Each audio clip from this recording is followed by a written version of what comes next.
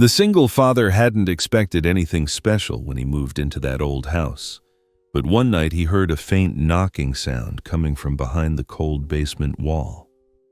What would you do if you discovered a child had been locked away behind a silent wall of bricks for days?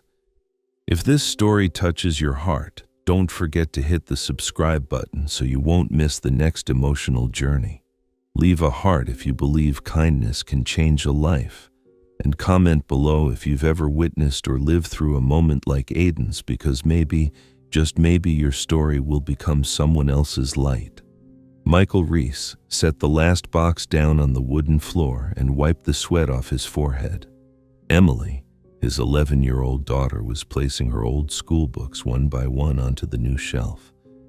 The house they had just rented still smelled of fresh plaster, but amid the cardboard boxes and dust, there was something that felt like peace after a long road. "Dad, is there anyone living over there?" Emily asked, still holding a torn math textbook tightly in her hands. Michael glanced up at the blotchy red wall. "Probably, but I haven't seen anyone open the door yet." Emily tilted her head, listening carefully, like she was waiting for a sound from the other side. "I get chills when I look over there. Don't they have any windows in the back?" Michael smiled, but his eyes stayed fixed on the wall. Not everyone likes the light.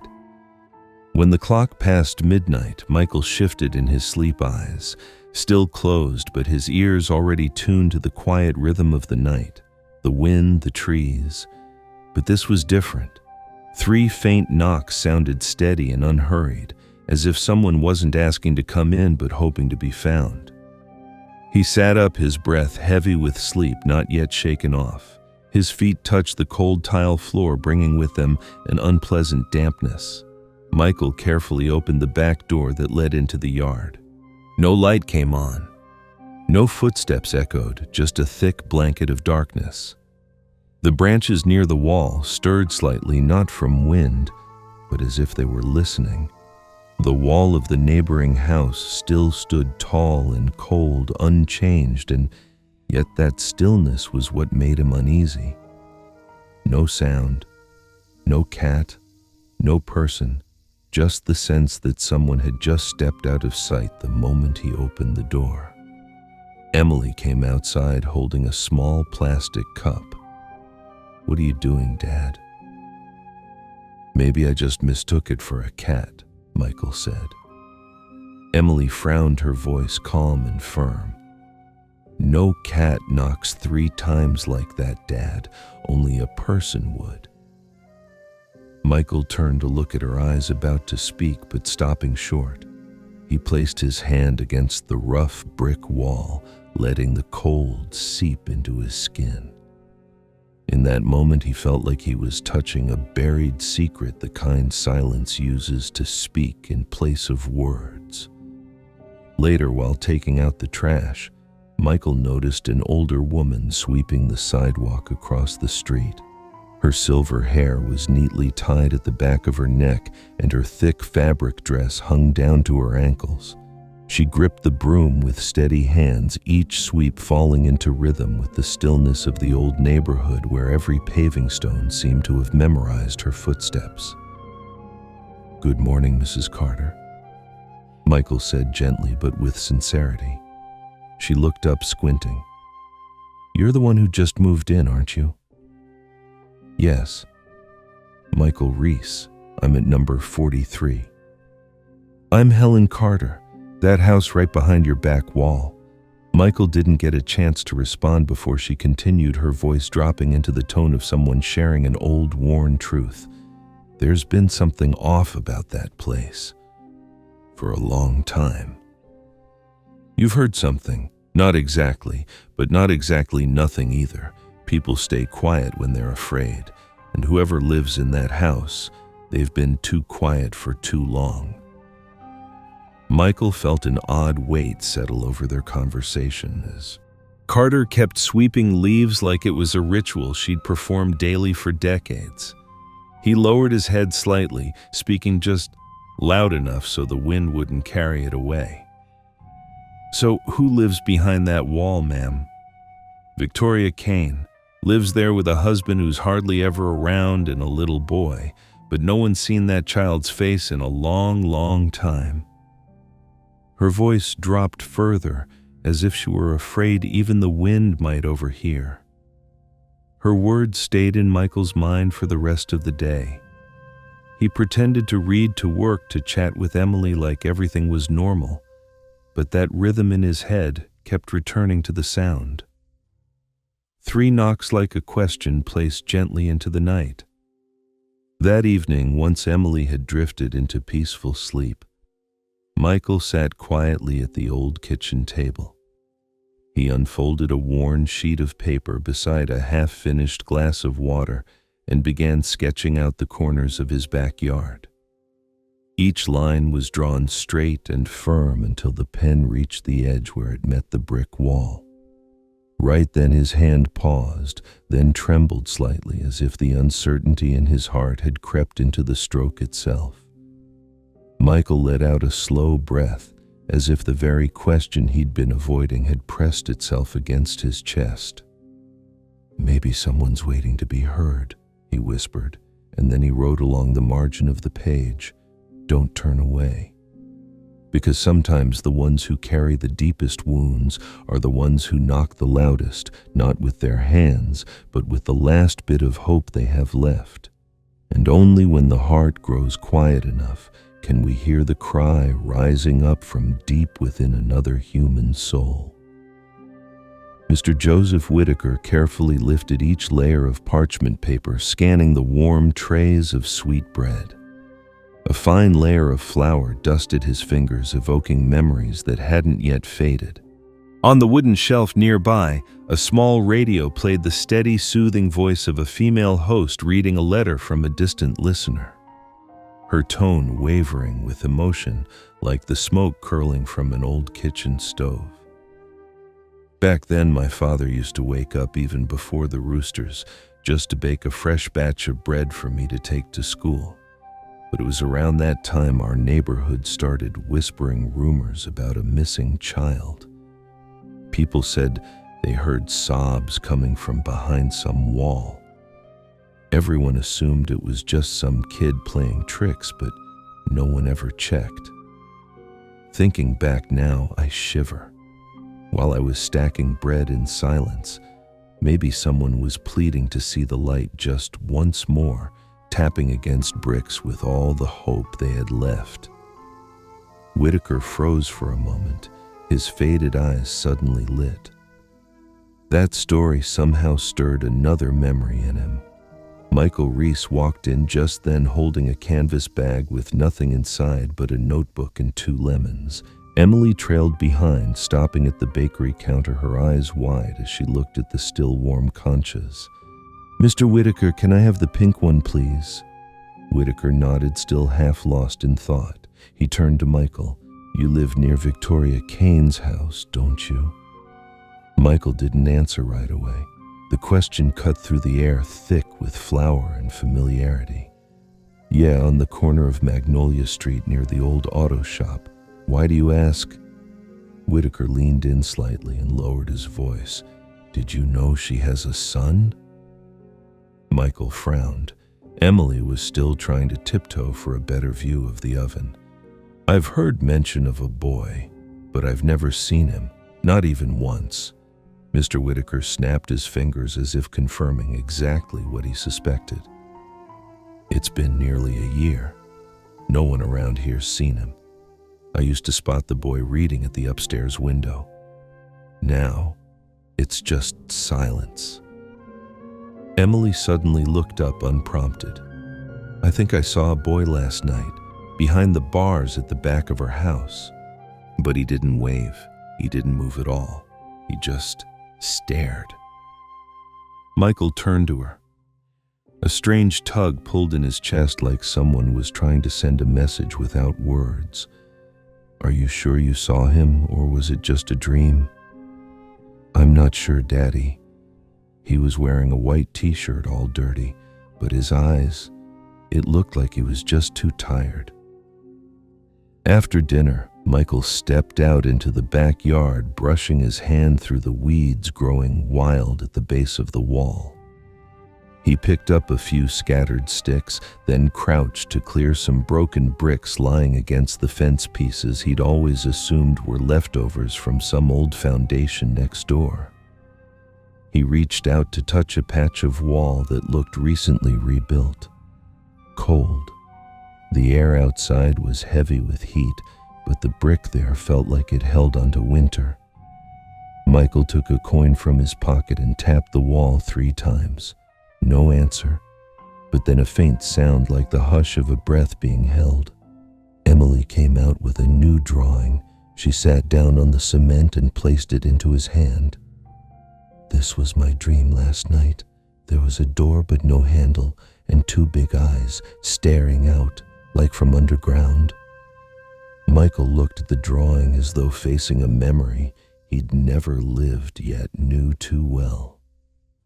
Those nameless eyes drawn with a child's pencil didn't just stir his mind. They cracked open something buried deep inside. He had seen that look once before on his own face the day he buried his wife. But what Emily drew wasn't sorrow. It was the emptiness of a soul locked away for so long it had forgotten what it sounded like to be called by name with love. He decided to knock on Victoria Kane's door. The iron gate creaked open. Victoria appeared immaculately groomed, ivory silk blouse, soft curls framing her cheeks, a faint trail of perfume that seemed plucked from some high-end boutique in downtown Brookhaven. "We don't entertain guests without an appointment." Michael kept his voice calm. "I just wanted to ask about some strange sounds lately. Last night I heard something that sounded like someone trying to dig through the wall." Victoria tilted her head slightly, her lips pressing into a faint smile. "That was my dog. He's a little sensitive. Likes to scratch at the wall. Maybe you're not an animal person." Michael looked into her eyes but found nothing there, just the still surface of a pond. No ripples, no shore. "Thank you. I just wanted to make sure no one needed help." As he turned to leave, he heard the back door open. A man in a crisp white shirt stepped out, polished shoes gleaming, a gold watch on his wrist. The scent of his cologne was so strong it overpowered the garden's faint orchid smell. "Buenas tardes. You must be the new neighbor, right? I'm Victor, a close friend of Victoria's." Michael only nodded. Victor smiled, but his eyes were hard like glass. "Hope you have a pleasant evening. It's quiet around here. No one bothers anyone." On the way home, Michael said nothing. Emily walked beside him, her small hand gripping the sleeve of his shirt. That night, Michael made coffee like he always did, but never touched a drop. The mug sat untouched on the windowsill, slowly losing its warmth, like the questions he still hadn't dared to ask. The darkness outside wasn't moving with the wind, but something inside him had begun to stir. 3 soft knocks echoed again, steady and patient, like a heartbeat from some forgotten place. This time it wasn't his imagination. He was sure of it. Someone on the other side of the wall had knocked back. Michael still hadn't taken off his shoes. Mud clung to the soles, quietly resting on the edge of the porch, as if even they were listening. He sat on the long wooden bench, his head tilted slightly toward the back window. The brick wall of Victoria's house no longer looked even. There was a patch of lighter bricks, as if someone had laid a layer of memory over what had once been forgotten. Emily placed her notebook on her lap, her pencil moving steadily across the page as though she was seeing something that words couldn't yet name. She didn't speak. She just glanced quickly at the wall, her eyes searching for a detail still hidden. Michael sipped his coffee, his gaze darkening. Without a word, he stood carrying the quiet that Emily had known for years. "Come with me," he said as he walked past her. He didn't ask if she wanted to, he didn't explain, but she stood up right away, notebook in hand. A draft slipped through the crack in the wall, bringing with it the faint scent of fresh cement. Michael walked slowly, his eyes landing on the new layer of bricks stacked on top of the old ones. There were signs of haste. The bricks hadn't aged with time yet. Emily stood on tiptoe, pointing to a small crack. "Look, Dad, there's a handprint. It's really small."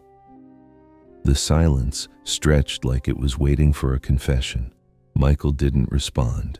He turned and went inside to get the crowbar moving slowly like a gardener inspecting stones, though his eyes betrayed what he was really feeling. He placed the edge of the crowbar against the wall. A light tap. The echo came back hollow, uneven. He tapped again, this time firmer. From deep behind the bricks came a faint, muffled sound like someone breathing through a layer of silence. Emily didn't take her eyes off the wall. Her pencil started moving again. A few minutes later, she handed him a sheet of paper. A dark square. Inside, a figure was curled up, knees tucked to chest, arms wrapped around the legs. Under the drawing, in a shaky scrawl, she had written, "Daddy, are you coming yet?" Michael gripped the paper gently, careful not to crease it. He didn't speak. He didn't rush. But that night he didn't sleep. The window stayed slightly ajar. Cold air drifted in along with a soft sound like a whisper from the other side of the wall. "I'm scared." Michael sat up, not because he was startled, but because his heart no longer allowed silence. Years of loneliness had taught him something. Some cries go unheard, not because no one hears them, but because listening means you have to act. He stepped out onto the porch, shoes still caked with mud. Emily was leaning against her bedroom door, eyes open, a new drawing beside her. "I'm not going to draw anymore," she whispered. "I want to really see the boy." Michael turned to look at her. In her eyes was the quiet fear of a child who had once witnessed too much, now staring down something she couldn't yet name. A child who'd once been left without a voice is always the first to recognize a strange breath in the room. He didn't know who the boy behind the wall was. He didn't know what tragedy he was about to uncover. But he knew one thing for certain: no child should ever be buried like a secret.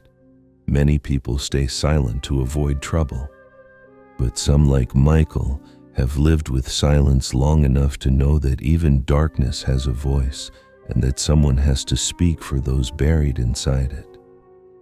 That night, Michael began to count the bricks in his head, not to break them, but to remember. Because when you truly want to save someone, the first thing you need isn't a tool. It's memory, and a heart that refuses to stay silent. The next day, Michael didn't go to the auto parts store like he usually did. He sat beside the wall doing nothing, simply being there. People who passed through the narrow alley behind Victoria's house glanced at him, some nodding politely, others just giving a quick look and walking on as if his presence was nothing more than a shadow. An older woman stopped. She was holding a paper bag of bread, her hair pinned up high. Her voice was dry but not unkind. "Whose wall are you planning to fix?" Michael didn't answer directly. He asked, "How long have you lived here?" She lifted her head, thinking. "Almost 30 years. Long enough to know what's worth seeing and what isn't." "Have you ever heard strange sounds from that house?" The woman frowned.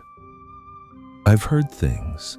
Thought it was a cat, or maybe a rat, or maybe just my imagination, because if it was real, what then? Then I would have had to do something, and I'm too old to face that kind of truth." Michael said nothing more. She didn't ask anything else. When she left, she only offered one parting sentence.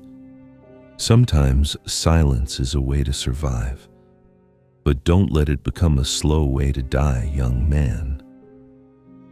Emily sat on the front step holding a book in her hands but not reading.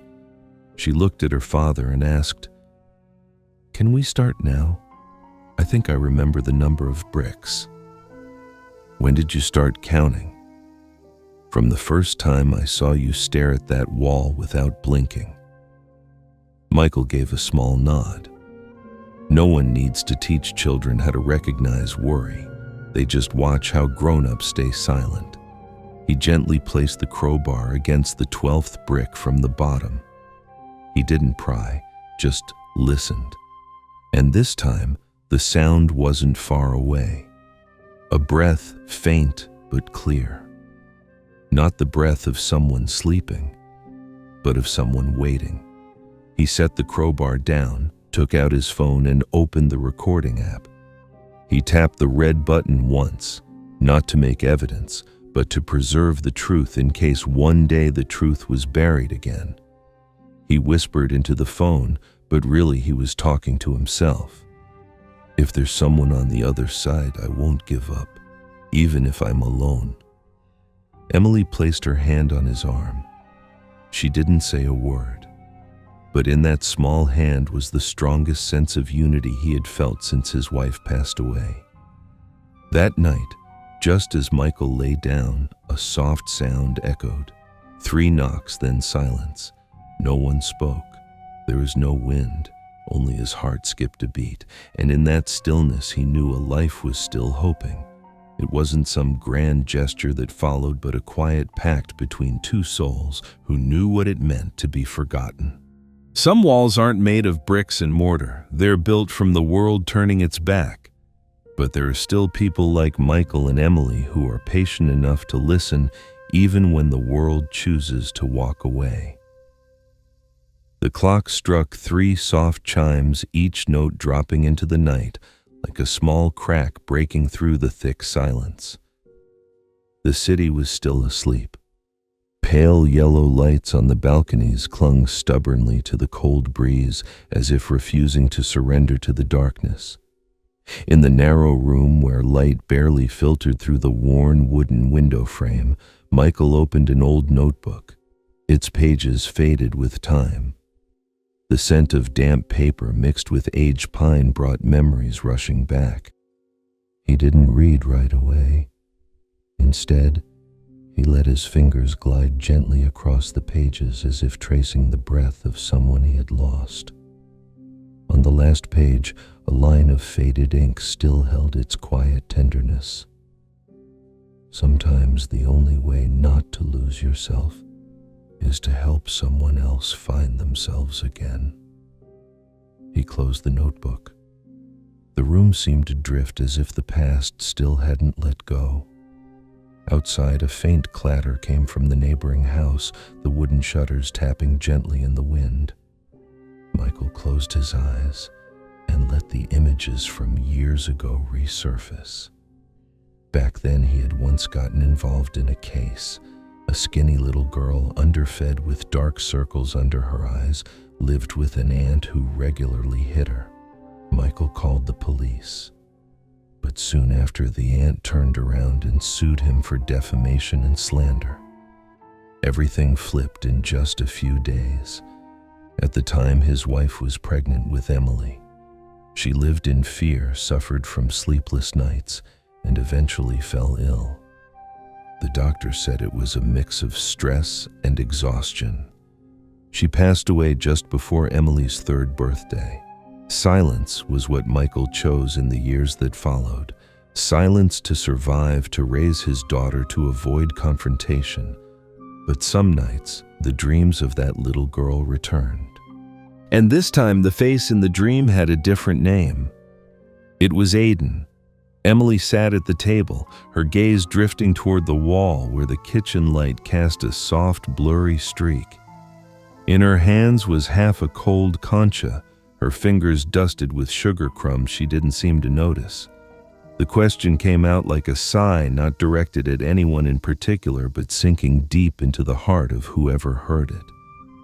"If I were locked up somewhere, would you come find me?" Michael froze. The spoon in his hand stopped mid-stir. He didn't answer right away. The silence stretched long enough that the distant sound of a bus rolling by felt like it was right outside the window.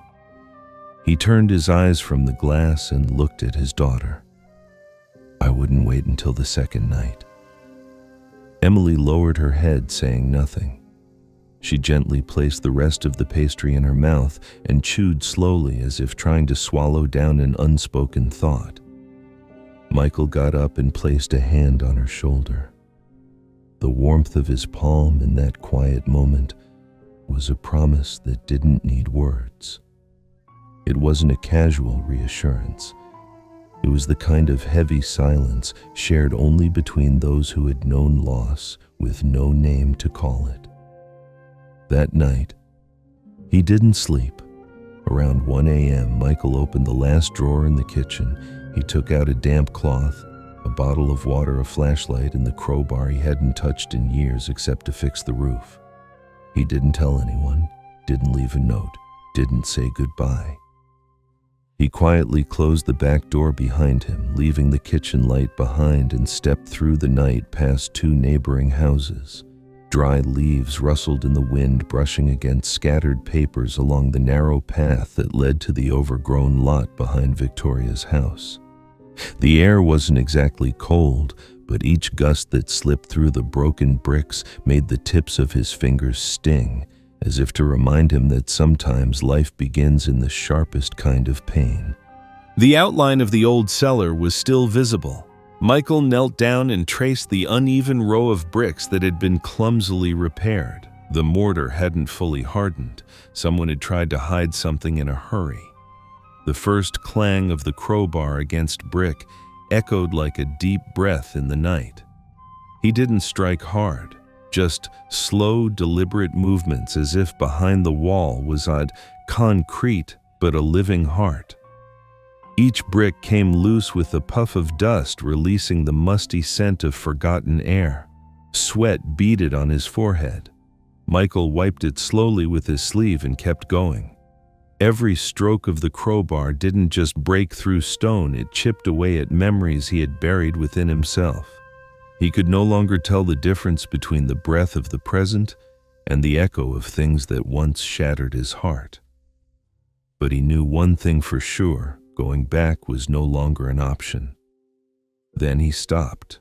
A narrow crack had opened. From inside there was a faint sound like fabric brushing against stone. And then a small, trembling hand reached through the gap. It didn't wave, it didn't grab, it just shook gently. Michael didn't ask anything, didn't speak. He crouched lower and slowly reached out to take the thin, cold hand, holding it tightly, as if trying to pour every last bit of light left in his chest into that fragile skin. It wasn't just a gesture, it was an acceptance.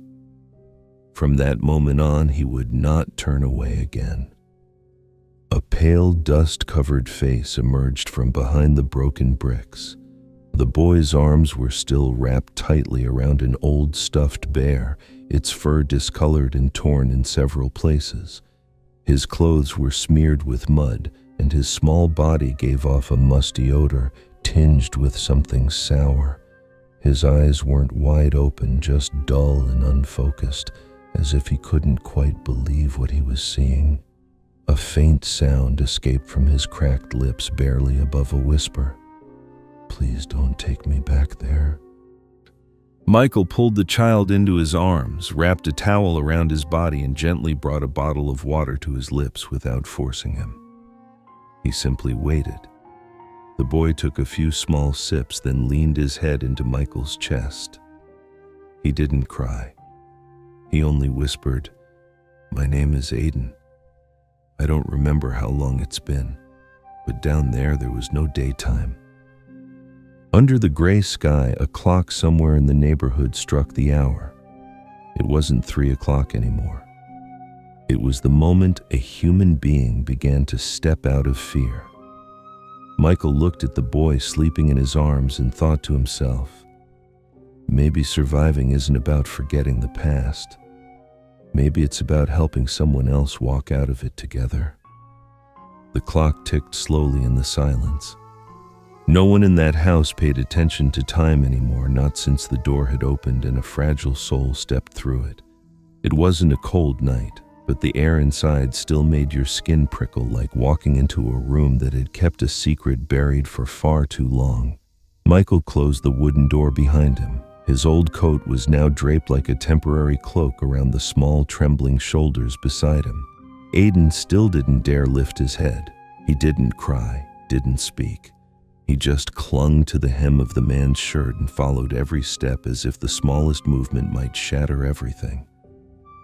The sound of footsteps on the worn wooden floor made Emily glance up from her math workbook. She saw her father and someone else standing next to him.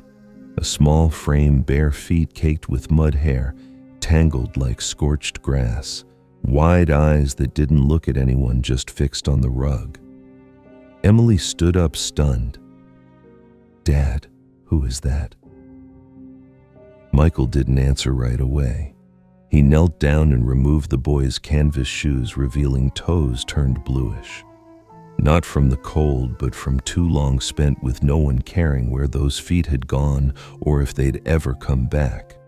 "Someone who needs to breathe," he said, gently placing his hand on his daughter's shoulder, as if to remind her that not every question needs a direct answer. Aiden still didn't speak. He only raised his head enough to see the glass of water on the table, something most children take for granted. But for him, it was a gift he had never dared to imagine. He looked to Michael, silently asking. The man nodded. Aiden stepped forward, holding the glass with both hands trembling as though it were made of porcelain. He drank slowly, tiny sips, as if trying to understand what kindness tasted like for the first time. Emily quietly walked into the kitchen and returned with the small sweet roll she had saved from earlier that day. She placed it on the table next to the glass. Aiden looked at it, reached out to take half, then froze. "Am I really allowed to eat this?" he asked. His voice was softer than a breeze, but everyone heard it. Michael sat across from him, leaning slightly forward.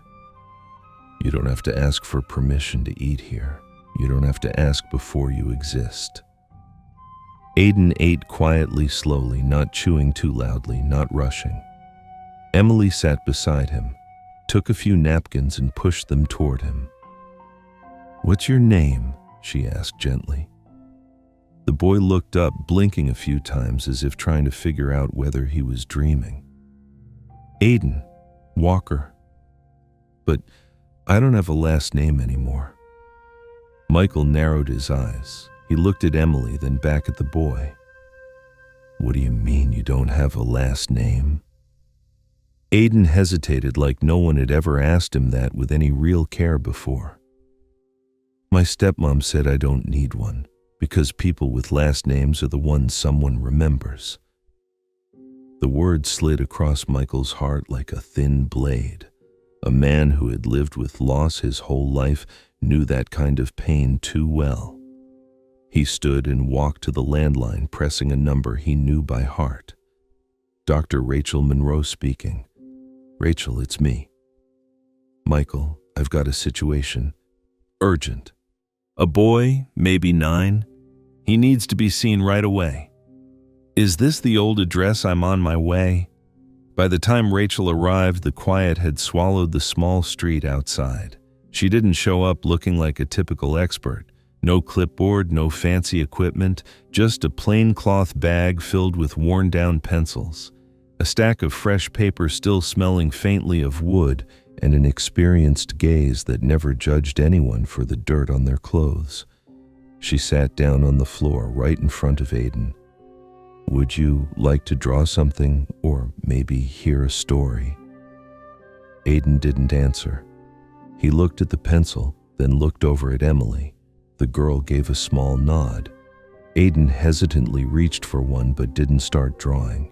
He simply turned the pencil slowly, letting the tip lightly touch the paper, as if testing whether it was real. Dr. Rachel Monroe began to tell a story about a little sparrow that had lost its flock and was blown by the wind into a strange village. There it met an old man who had no children of his own, and he opened his weary chest to become a nest for the bird. In the story, there were long, rainy days, warm, quiet mornings, and eventually the bird was given a name, Alegria. Rachel stopped and looked at Aiden. "If you were that little bird, what name would you choose?" The boy stayed quiet for a long moment, then whispered, "Aiden, because it's the last thing my dad gave me." Rachel nodded, then gently placed a hand on his head. "Aiden is a beautiful name. You don't need a last name to be worthy of love." She turned to Michael and motioned for him to step outside. When they stood together on the porch, Rachel let out a soft sigh. The boy shows clear signs of prolonged isolation, both physical and emotional. It's very likely he was locked in an enclosed space like a basement. The malnutrition is serious, but what concerns me more is the way he looks around as if he needs permission just to exist. Michael nodded slowly, his hands clasped tightly as if trying to hold on to something fragile. He looked back toward the small room where a child was trying to relearn the most basic thing. People often forget how to live without needing to prove you deserve it. As night fell and shadows filled every corner of the house, Michael quietly stepped into Emily's room, reaching toward the light switch. On the desk, scattered among the colored pencils, was a new drawing. A small house sketched in slow, careful lines. 3 people stood close together. The one in the middle wore a shirt with worn shoulders, but both of his hands were held tightly by the other 2, as if nothing in the world was stronger than that connection. He didn't say a word, didn't ask a question. He simply added a quiet line beneath the drawing. "Family is where no one is forgotten, even when the world has tried to erase every trace." The moonlight stretched softly across the window pane like a late lullaby. In the heart of Maple Hollow, for the first time, a house was learning how to open its doors, not just to shelter, but to love. Every beginning is small, but it's the quiet persistence that makes it irreplaceable. A soft breeze slipped through the slightly open window, carrying with it the scent of damp earth and the gentle chill of the last days of the rainy season. A faint tremor from the wall clock signaled the quiet passing of time. It was close to 8 in the evening, and lights were beginning to flicker on throughout the neighborhood, casting soft golden halos across the old brick walls. Somewhere across the street, the sound of a spoon tapping against a glass rang out rhythmically, as if life were continuing on peacefully unchanged. Michael Reese sat quietly at the table, staring at the thick folder in front of him. His hands no longer trembled, but his chest felt heavy, as if the weight of a child's fate rested within those pages. The psychological and physical evaluation signed by Dr. Rachel Monroe lay on top. The first page began with bold letters: prolonged confinement, signs of chronic malnutrition, panic triggered by dark enclosed spaces, symptoms consistent with PTSD. Each line cut sharply into the thoughts Michael had tried so long to avoid. He looked up at the woman seated across from him. She took a sip of tea and set the cup down softly with the ease of someone used to making life-altering decisions. "I need your honesty, Michael," Rachel said calmly. "You know that if I submit this report to the district attorney's office, you'll be exposing a network that runs deeper than just a simple abuse case. Victoria Kane isn't just anyone. She holds shares in 3 major charities, has ties to the local education board, and has funded the pediatric hospital's renovation campaign." Michael placed both hands on the table and laced his fingers together. His gaze followed the thin trail of steam rising from his cup. "I don't want to pick a fight, but I can't let that boy go on living in the dark." Rachel tilted her head slightly as if trying to read between his words. What if doing this means losing everything again? There was no immediate reply, only the steady hum of the ceiling fan and the faint touch of cold air brushing his neck. Michael stared into the dim space beyond the room as if trying to wade backward through old memories. In that past, he had once stood alone in court after exposing the misconduct of a school board director. People called him brave, then turned their backs when he lost his job. The fallout cost him more than employment. It cost him his son, whom the court deemed he could no longer support. And now, Mateo's eyes every night told him there was no turning back. At that same hour in the grand estate on the north side of Brookhaven Terrace, a string quartet played a delicate tune beneath a gleaming chandelier. Light bounced off silk dresses, tailored suits, and half-filled wine glasses. The charity gala hosted by Victoria Kane was going precisely as planned. The theme, a childhood without hurt. Victor Kane, Victoria's husband, stood amid the crowd, lifting his glass with a smooth smile and the polished tone of someone trained in law abroad. We believe children are the seeds of our future. Every child deserves to be heard, loved, and protected. Whether orphaned, disabled, or disadvantaged, it is our duty to do what's right. Applause followed. A woman near Victoria leaned in and whispered, "You're incredible. Even with everything on your plate, you still find time for the community." Victoria offered a polite smile, the kind worn by someone who knew exactly how to keep everything in the palm of her hand. Just then her phone buzzed. No name, just a number. She pressed the phone to her ear. A man's voice came through, low and steady, with no trace of hesitation. "Your son is still alive, and he's told everything." No one noticed how tightly Victoria gripped her glass. The swirl of wine in the crystal suddenly sounded louder than the music. Elsewhere in the small room where Mateo now lived with Michael and Emily, the boy sat close to the window, watching the distant flicker of lights from the Kane's home beyond the trees. He blinked, fogging the glass with his breath. "Are they having another party?" he asked softly. Emily came to sit beside him, gently pulling a blanket over his shoulders. "I think so. I used to be right under that floor. I could hear them walking above me, laughing, moving chairs, but no one ever heard me." "Why would they laugh while I was buried alive?" She pulled him close, running a hand gently through his hair. "Because some people have never known fear, and because people laugh loudest when they believe no one can see the darkness inside them." At 9 p.m., the local radio station began its evening broadcast as usual. But instead of the usual soft music, a male announcer's voice filled the airwaves, steady and clear. "Tonight we are airing a recording submitted by an anonymous listener. Its content concerns a matter of serious public concern. The recording is unedited. A child's shallow breathing, then a trembling voice. I don't know how many days it's been. There's no light. I drink water from a little pipe coming out of the wall. My stepmother said I have to learn to be silent, but I still dream. I dream that my dad comes. I dream that someone knocks on the wall."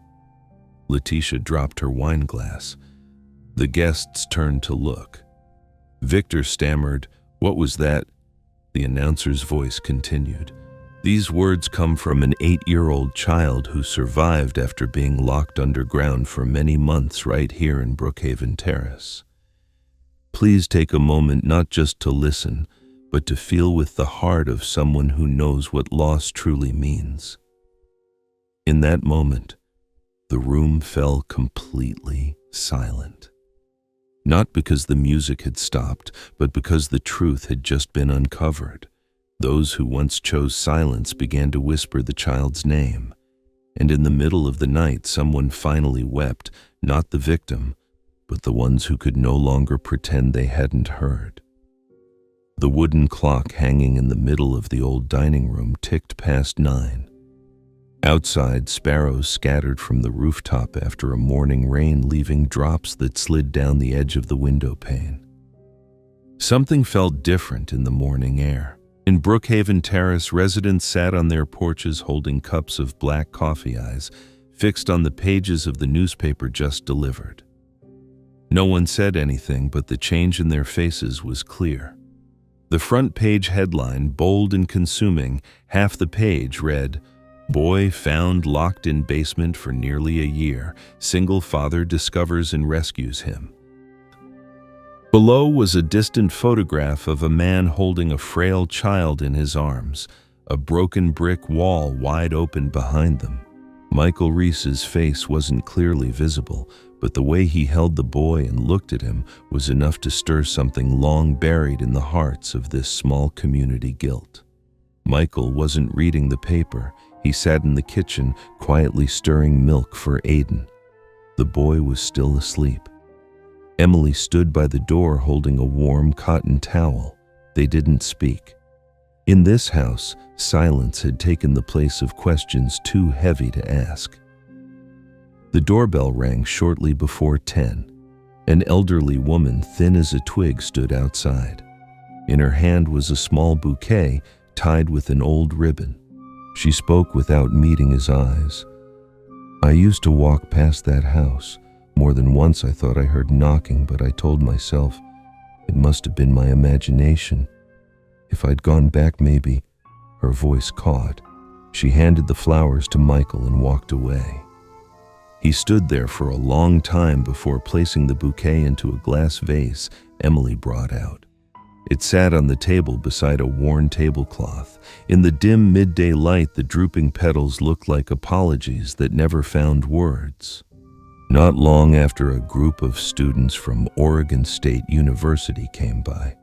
The girl leading the group introduced herself as Samantha Green, an art major. Her voice trembled but was filled with determination. "We want to turn what happened into a short play so people stop thinking this is something distant from everyday life.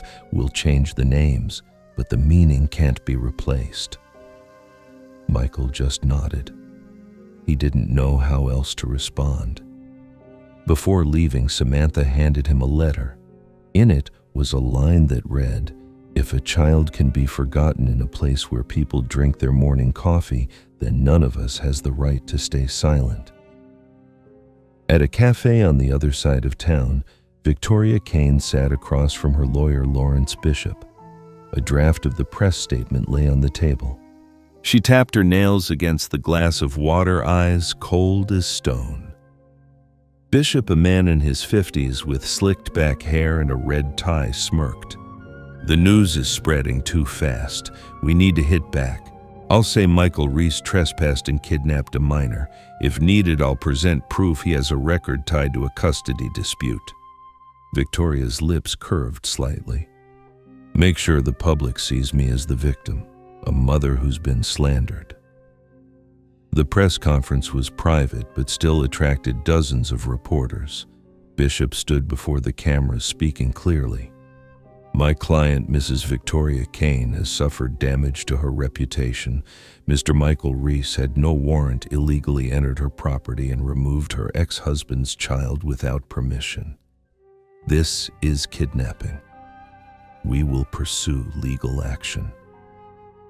News spread like winter chimney smoke, leaving the whole town caught in a collective breath. Some began to ask, could this have been a misunderstanding? Others went silently to Michael's small house. They didn't bring microphones or cameras, only boxes of milk, loaves of bread, or wildflowers placed gently on the porch. They asked nothing, expected no thanks. But in that silence was a long chain of private regret, of nights disturbed by a sound they once ignored. This silence wasn't apathy anymore, but an unspoken confession. 3 days later, under the dim yellow lights in the hallway of the county prosecutor's office, a woman appeared. Her name was Maria Collins. She wore a faded white blouse and scuffed jeans. Her sneakers were worn, her hair tied back simply with a cloth band. No makeup, no perfume, just steady eyes like an old lake, and a voice calm enough to make people stop writing mid-sentence. I used to work as a nanny in Victoria Kane's house. I was fired after discovering things I wasn't supposed to see. A young prosecutor looked up. "What did you see, Ms. Collins?" "I saw Victor Kane carrying large sacks down into the basement every week. The basement door was always double-locked. I used to hear a child crying at night, but when I asked, they said it was just the TV. I didn't believe them, but I was afraid of getting sued, so I stayed quiet." The interrogation room fell silent. That same day, Aiden was brought in. He wore a brown sweater and khaki pants, his hand clutching the hem of Michael's shirt. The investigator asked, "Did you hear anyone other than Michael while you were locked up?" Aiden nodded. His voice was barely more than a breath. "Someone came. They knocked on the basement door, but then they left. My stepmother said if I called out they would be punished, so I stopped calling." A female reporter nearby bit her lip, eyes brimming with tears. A scribbled line appeared in her notebook. It wasn't that no one heard, it was that no one believed. The investigator paused for a few seconds, then asked, "Why didn't you tell anyone you were locked up?" Aiden answered, this time looking straight ahead. "Because I thought no one would believe me. My stepmother said I was a leftover, someone nobody wanted." No one in the room replied. A chair creaked. Michael lowered his head, one hand covering his face. The prosecutor looked up at the ceiling, nodding faintly as if trying to commit every word to memory. As they left the courthouse, another boy was waiting outside the gate. He didn't say anything. He just pressed a glass marble into Aiden's hand and ran off. Aiden stared at the marble for a long time, then slipped it into his pocket. Adults often think children don't understand. But the truth is, they remember everything, the beautiful and the heartbreaking. And with every tiny light that gets lit, the darkness begins to pull back little by little. Near midday, the sky over Brookhaven Terrace was still blanketed by a thick layer of gray clouds, as if time itself had stalled in a strange kind of suspension. Sunlight barely pierced through the thinning veil above, falling onto stained walls, marked by damp patches right where an entrance to a basement had once been sealed with hastily laid cement. The air hung thick in everyone's throat like a sob held too long. No one spoke, but every gaze was locked on the house that had once symbolized kindness in this struggling neighborhood. The sharp wail of a police siren echoed in short bursts through the quiet streets. A retired soldier wearing a frayed sweater stood by the window of an old coffee shop, shook his head gently, and said to the young barista pouring coffee nearby, "Silence might hide the truth for a while, but eventually it brings it right back into the light." The iron gate creaked open under the force of the state police officers. They didn't have to look far. In the backyard, the cement surface clearly showed fresh cracks. One of the detectives knelt, placed his hand flat against the slightly warm concrete, and said, "Still fresh, sir. Looks like it was patched just a few days ago. We're in the right place." No one cried. No one screamed. But inside the house, Victoria Kane sat on the living room couch, a red shawl wrapped around her shoulders. She didn't look toward the door. She didn't deny anything. It wasn't until officers presented the search warrant that she stood, gave a faint smile, and said, "If you're planning to make me out as a monster, at least let me change into a proper pair of shoes." They found the basement behind a newly rebuilt brick wall. Inside, there were stains of dried blood, a crumpled child's dress shirt, and a can of powdered milk covered in mold. The officers photographed the scene. Victoria turned away when she saw the shirt, but not a single tear left her eyes. "He wasn't my child," she snapped as they cuffed her. "I didn't give birth to him. I don't owe him anything." No one knew when the crowd started gathering. From the side alleys, from the market at the corner, from the laundromat that had once received blankets from Victoria's house, people came and stopped. They didn't speak, but many eyes began to turn red. In a separate interrogation room, Victor Kane offered no resistance. He poured himself a glass of water, took a sip, then looked straight at the prosecutor. "I just wanted the paperwork finalized. That boy wasn't—" He trailed off. "We faked his death certificate. I knew it was wrong. But Victoria didn't want him around. She said he would slow everything down." Attorney Lawrence Bishop was summoned shortly afterward. He denied any wrongdoing, claiming he was just handling the documents per his client's request. But the police found a thank you email from Victor in his personal inbox, along with a suspicious financial transfer. Outside the courthouse that day, the front gates were packed.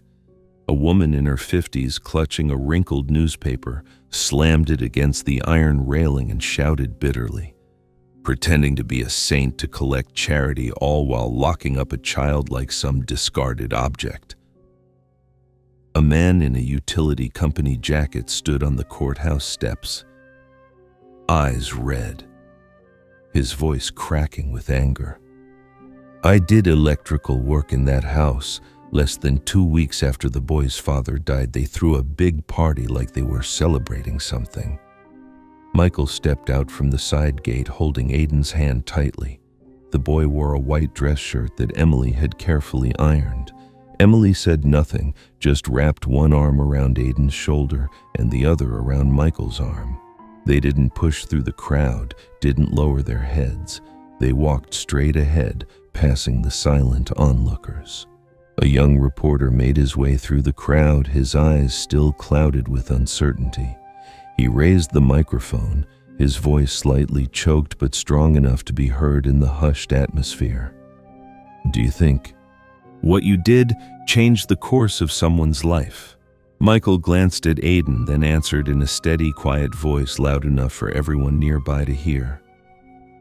"I just think that if I hadn't listened to that soft knock that night, no one would have ever known this boy existed."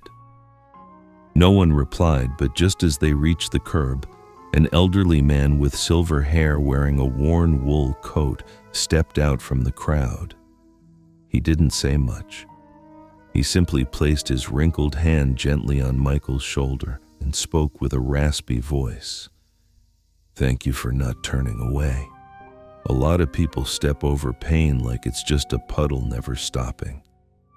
But you did." A boy about Aiden's age, wearing a slightly too small shirt and scuffed shoes, slipped away from the crowd and cautiously walked up. He didn't say a word, just quietly placed a tarnished sun-shaped keychain into Aiden's hand, as if passing along a shy kind of faith. Aiden looked at him, eyes unsure, then gently closed his fingers around the keychain, not to hold on to it, but as if making a silent promise that the other boy wouldn't be forgotten. The sky that day stayed its dull shade of ash, but in the eyes of those who remained, a thin beam of light had begun to break through. From a place once sealed with concrete, a truth had finally risen, not by shouting, but by quietly touching the hearts of those still willing to listen. The wind was still.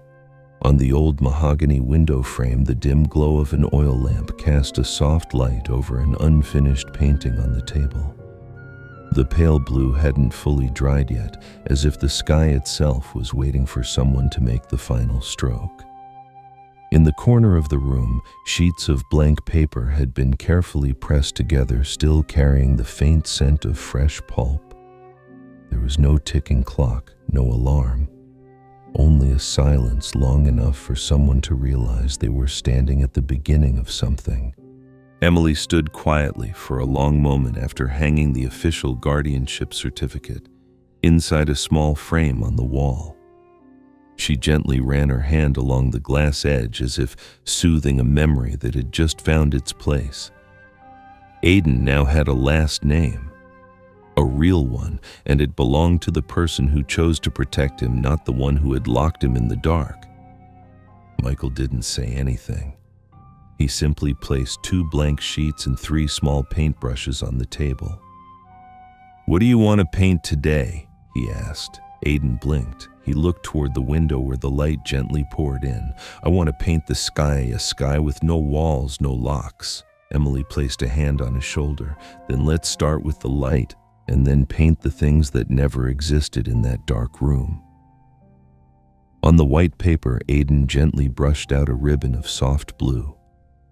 It wasn't the cold blue of concrete or stone, but a warm hue like the breath of someone who had just found air again.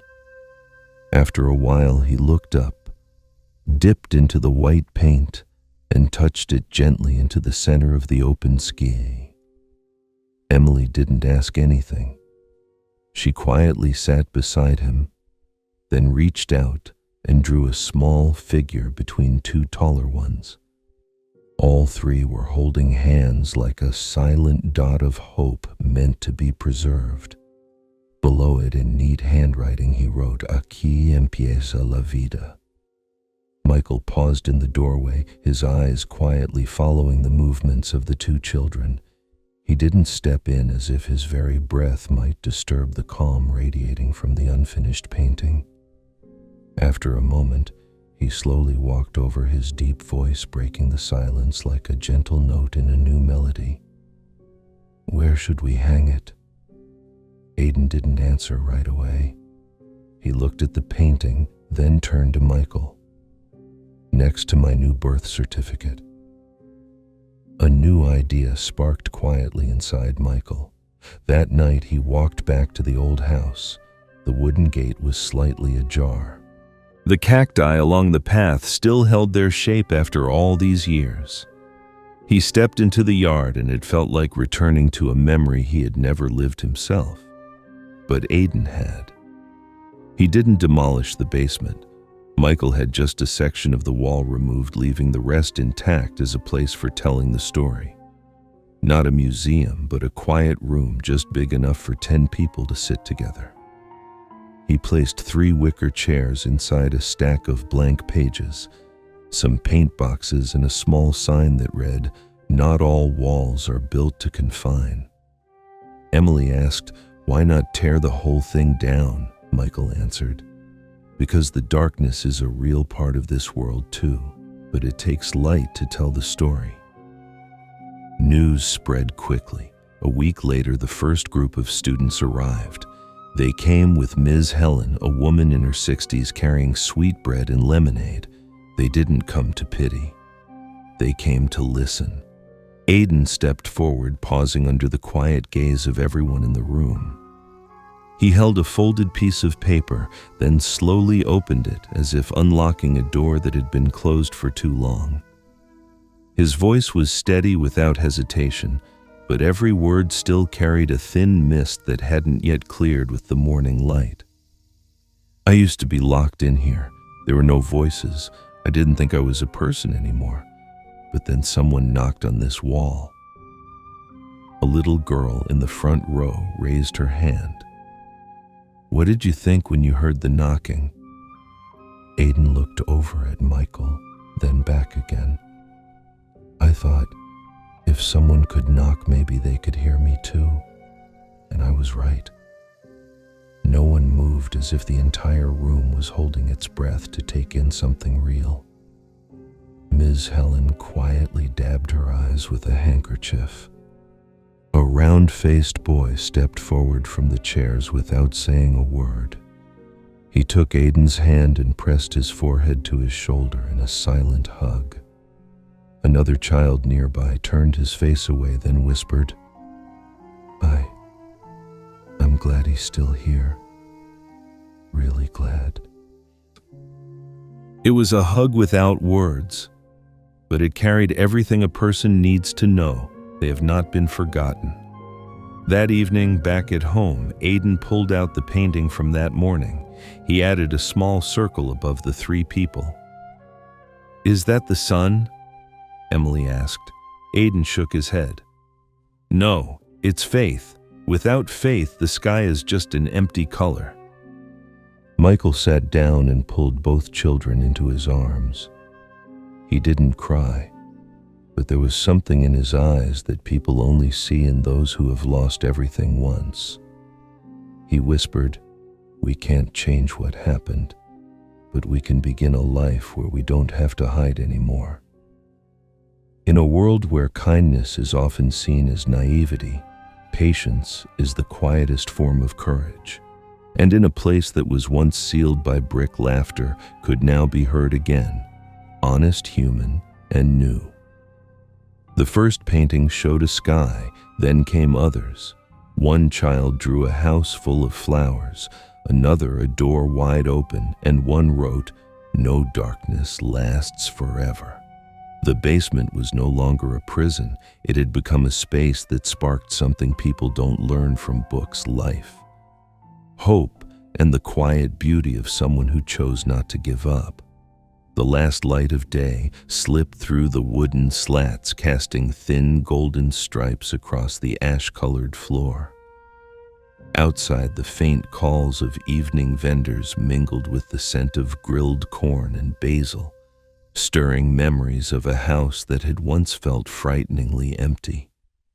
Gone were the long silences that used to stretch through the walls. Now there were the clatter of feet, the clinking of spoons against bowls, and the shrieks of children calling out to each other, making the wooden door tremble like it wanted to sing along. The house was no longer a vault of pain. It had become the kind of place people wanted to come home to because somewhere in its slow transformation, it had found something that felt like peace. Aidan barreled down the hallway and into the kitchen, his hands sticky with chocolate, his cheeks smeared with crumbs. "Dad." Emily took all the ice cream. She didn't leave me even a single scoop. Michael Reese carefully wiped the dust off an old picture frame, the last photograph left from his first marriage. He paused for a moment, staring at the face of the woman who had once been part of his life. He smiled, not out of regret, but as if closing a chapter gently in order to live more fully in the present. "We made a new rule last month, remember? Whoever takes more gets stuck with dish duty for 3 days. Emily peeked out from behind the cupboard door, grinning wide. "I accept, but in return I get to pick tonight's cartoon movie." Aidan scowled. "No way I let you pick last time." Laughter filled the kitchen, echoing through corners that had long forgotten the sound. Michael froze for a second, watching the 2 children chirp like sparrows, then exhaled slowly. In that moment, he felt like all the broken pieces had finally come back together. Not perfectly, but just enough to warm a heart that had once been cracked open. The kitchen, once filled only with the sound of wind through window bars, had become a place where even the most fragile things, hope and forgiveness, could find shelter. A local news station came by to film a segment after reading a short piece Aidan had written for the school's website. The modest living room became a makeshift set. The young but sharp host sat across from Michael. The camera started rolling. After a few introductory questions, the host leaned in. "There's something I've been wanting to ask ever since I stepped into this house. That basement, with everything that happened down there, why didn't you just tear it down completely?" Michael sat up straight. He didn't look at the camera. He looked at his hands, the hands that had once pried bricks from cement, the hands that had trembled as they lifted Aidan out of the dark. Because sometimes the most painful things are the ones that need to be told. Not to stay angry, but to remind us that it happened and that we can't let it happen again. The room fell silent. The director motioned to shift the camera angle. It moved down to the basement, now converted into a small exhibition space. Part of the original wall had been left untouched. On it, Aidan had painted a memory. A door cracked open the blue sky outside and a pair of tear-filled eyes inside. A small plaque below the painting read, "There are places that once held me in the dark, but they also taught me that if I didn't give up, light was always waiting beyond the fear." When Victoria Kane was sentenced, the courtroom wasn't full.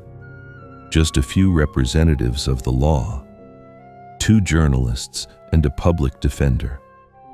Victor Kane was tried separately and sentenced to 18 years for kidnapping and complicity in the abuse of a minor. Their lawyer, Lawrence Bishop, received 10 years for document fraud and aiding in the concealment of criminal acts. All 3 were sent to different correctional facilities. No one came to visit them.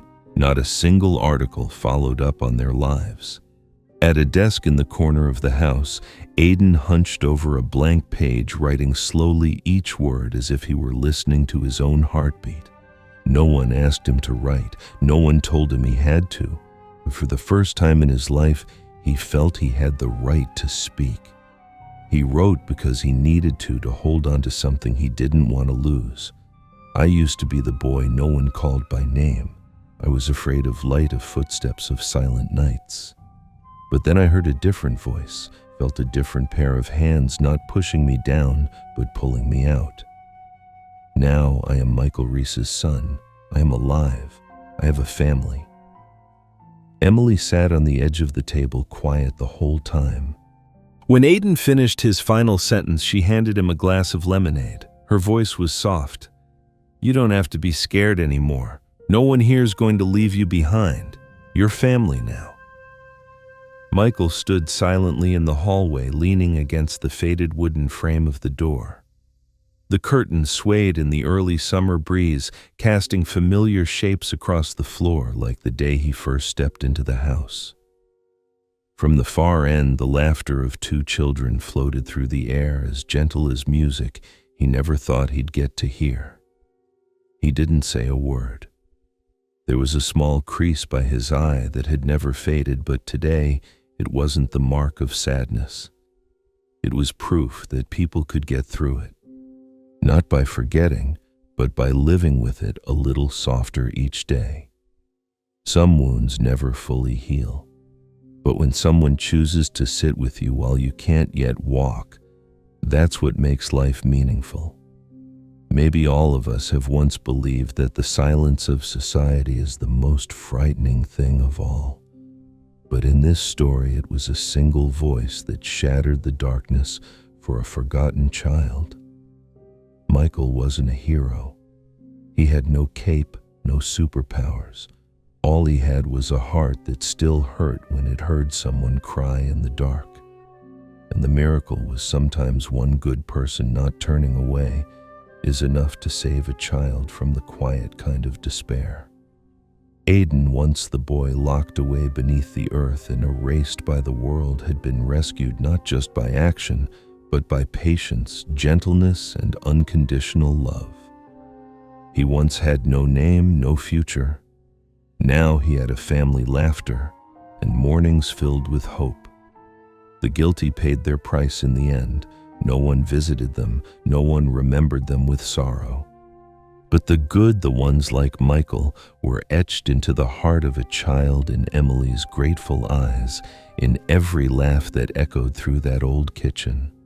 And if you've made it to the end of this story, I want to ask you, what would you do if you discovered a basement like that? Would you have the courage to open the door? Or more simply, in your everyday life, have you ever been the one person who stopped when someone needed help? Even just a glance, a kind word, do you know that sometimes that alone can change someone's fate? Thank you truly for staying with us until the end. I hope you're well. And if one day the world feels too silent, please remember, sometimes just speaking up is enough to save someone. Have you ever seen or lived through something that made you feel you couldn't stay silent? Share your story in the comments. I read every one, and I treasure your words.